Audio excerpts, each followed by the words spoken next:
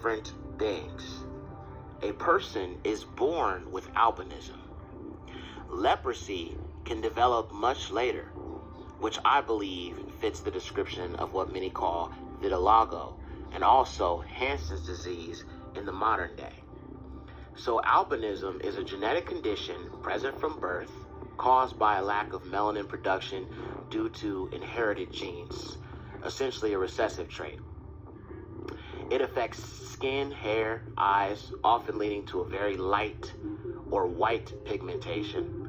People with albinism are born with it and do not develop pigmentation later in life. It does not spread or worsen over time like a disease. So a person born with albinism does not necessarily mean that they have leprosy, because leprosy, a person can be born completely dark-skinned and then develop leprosy over time, versus a person who has albinism they could come from two black parents, two Negro parents, and be born with albinism. So it's not the same thing as leprosy. Albinism is also present in the animal community. Albinism in animals is a genetic condition where an animal lacks melanin, the pigment responsible for coloration of skin, hair, scales, and eyes. This condition results in white or very pale colored animals with pink or red eyes due to the absence of pigment. Causes of albinism.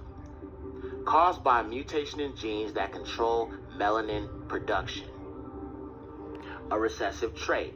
Both parents must carry the albinism gene for offspring to inherit it, and it affects mammals, birds, reptiles, amphibians, and fish.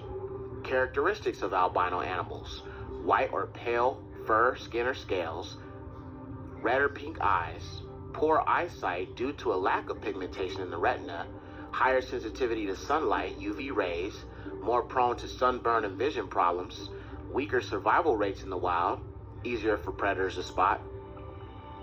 Examples of albino animals would be albino deer, squirrels, tigers, dolphins, gorillas, reptiles, albino snakes, alligators, turtles, lizards, birds, peacocks, pigeons, owls, robins, fish, albino catfish, goldfish, trout, amphibians, albino frogs, and salamander.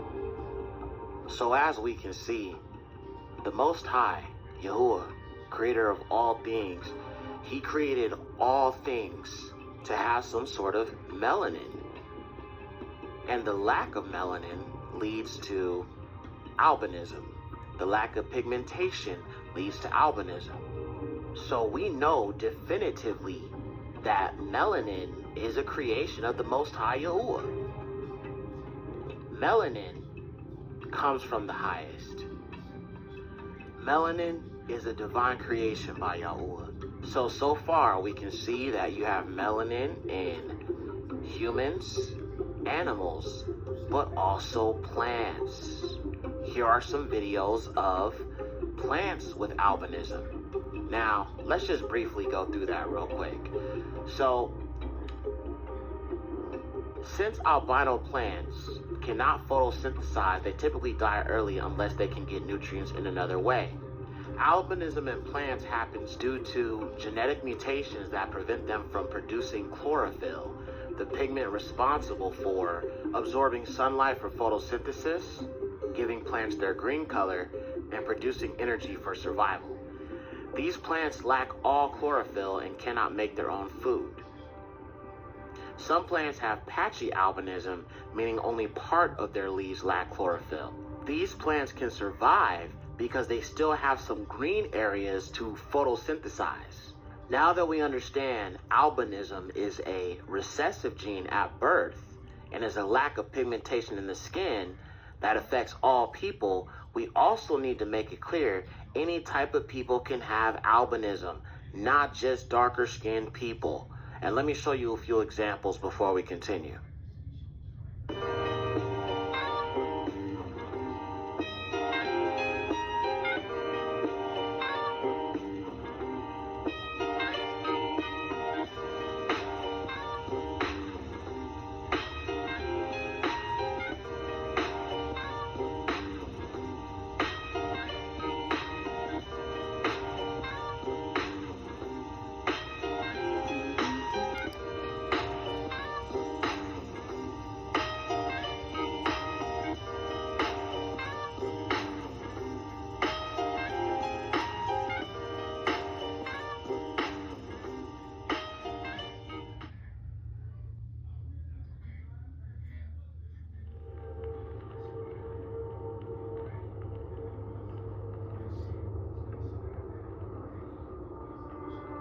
So let's deal with it. The curse of Ham. Is this found in the Bible? Is this actually biblical? Because a lot of these racist white people, including the fake Revelation 2939s, or what who call themselves Jews and they're not, but the synagogue of Satan, they have taught this lie for a very, very long time, and it has been left unchecked. They say that Ham was cursed to be a slave. They said that Ham was cursed with dark skin, but is any of this in the Bible? Let's look at the scriptures and let's find out. This is Barashith, Genesis 9:20-27. And Noah began to be a husbandman, and he planted a vineyard, and he drank of the wine, and was drunk, and was naked in his house. And Ham, or Ham, the father of Canaan, saw the nakedness of his father, and he went out and told his two brothers. And Shem and Japheth, having taken a garment, put it on both their backs, and went backwards, and covered the nakedness of their father. And their face was backward, and they saw not the nakedness of their father. And Noah recovered from wine, and knew all that his younger son had done to him. And he said, Cursed be the servant Canaan, a slave shall he be to his brethren. And he said, Blessed be Yahuwah, Eluah of Shem, and Canaan shall be his bondservant. May Eluah make room for Japheth, and let him dwell in the habitations of Shem, and let Canaan, or Canaan, be his servant. So when we look at the text here, we can clearly see it wasn't Ham that was cursed. It was Canaan, Ham's son. Furthermore, it mentions nothing about being cursed with dark skin.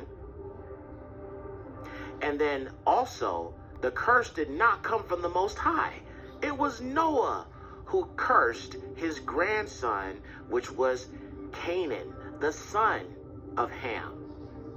But do you see how Europeans twist things? How the Europeans lie to justify their racism? I want to tell the truth about the curse of Ham. Now, there are some religious, but yet racist, white groups that teach that the black people are cursed to be slaves in servitude to white people due to a sin that Ham committed. They claim that Ham is cursed, but if you look at that scripture, God did not curse anybody there. There was no curse by God. The curse was by Noah, not God. And in addition to that, Noah did not curse Ham. He cursed Canaan. So where did this lie come from? Obviously, it's rooted in religious racism. But where did it originate from? I'm going to show you. Take a look at this. Dr. Martin's thesis is that there is an anti-black invective which runs through the sacred rabbinic literature of Judaism. That is not to say that it runs through the literature of the Bible, because there is a distinction between the Hebrew literature and the rabbinic literature. There have been, since Dr. Martin's speech, two major texts which have been issued by Judaic scholars. Jonathan Schorsch is professor at Columbia University and the author of a book entitled Jews and Blacks in the Early Modern World. Notorious anti-black racist in Judaism just happens to be Judaism's most influential and revered sage, Rabbi Moses Maimonides, who taught in his book, The Guide of the Perplexed, that blacks are subhuman. Now, Schorsch has written 546 pages on the relationship of Jews and blacks. One would think that he would be able to explicate Maimonides' teaching about black people at length, since it forms the heart of Judaism's attitude towards blacks. However, since Maimonides is indefensible, Schorsch dares not. Hence, like any propagandist, the Columbia University professor buries the inconvenient Maimonides in his footnotes, where we find the offending statement quoted in small type with no comment or exegesis of any kind, as if it were the doctrine of some long ago forgotten village rebbe, instead of the major halakhic authority in Judaism. Neither can Professor Schorsch bring himself to quote the Talmudic and Midrashic accounts of the curse on Ham, which form the canonical Judaic understanding about black people. By shying away from a confrontation with these texts, he does little to dispel the critique of Tony Martin and others. Professor Martin quotes these anti-black rabbinic teachings during the speech which you are about to see. How can Schorsch claim to debunk the Martins of the world when he can't even bring himself to confront the problem's sacred Judaic texts? Look, that the Talmud's creators, first of all, were lawyers. And Neusner went on to say, again, I remind you, we are in the hands of lawyers. Let's observe lawyer Schorsch in action. Jews and Blacks in the Early Modern World, page 139. Seeing a Jewish curse of Ham behind every English notion of black accursedness will not do. If one looks carefully, the explicit citation of Jewish authors remains extremely rare in early modern writings. Some, of course, did indeed cite Jewish authorities. But overall, the curse of Ham seems to comprise a case of intra-Christian discursive influence. The Jewish Bible having been claimed as a Christian text already long before the medieval period, early modern Christian authorities continued to make use of it as a component of the Christian canon. And that's a quote from Jews and Blacks in the Early Modern World by Jonathan Schorsch, published by the Cambridge University Press. The curse of Ham, as taught by the rabbis, is what Abraham Melamed rightly terms the locus classicus of Judaism's historic antipathy toward black people and the exegetical source of its racist teaching from the Amorim of Babylonia to Moses Maimonides. The dogma that the black is a slave by nature is rabbinic in origin. Canaan is identified as a black man, and blacks as an inferior people, only in the Gemara, which is to say the latter part of the Talmud, the Midrash, and later writings of the rabbis. This invective, this racism, is not anywhere in the Bible concerning the black race. The rabbinic account of the malediction against Ham stipulates that Ham's son Canaan and all Canaan's issue are forever fated to suffer perpetual slavery and black skin, without the possibility of their condition ever being ameliorated. It is this anti-Old Testament rabbinic gloss that influenced those 15th century Renaissance humanists who had crossed over into the forbidden territory of the Talmud, Midrash, and Kabbalah as part of a supposedly enlightened act. It is an irony of history that as a result of this supposedly progressive development, the abominable view of black people as a congenitally determined race of perpetual slaves became entrenched among the Western liberal intelligentsia for at least the next 300 years. Here's what Schorsch writes in his book, Jews and Blacks in the Early Modern World.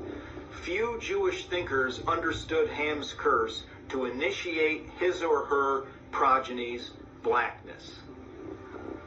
That is an out-and-out prevarication. The classic rabbinic texts hold that the punishment visited upon Ham was the transformation of his son Canaan and all Canaan's progeny into blacks. Rabbi Hiah said, Ham and the dog copulated on the ark, therefore Ham came forth dark-skinned. So now we can see where this has come from. This has come from the Babylonian Talmud. It is not biblical, it is not scriptural, it is not anything of the sort. It was made up by a bunch of racist Amalekim, the Revelation 2939s.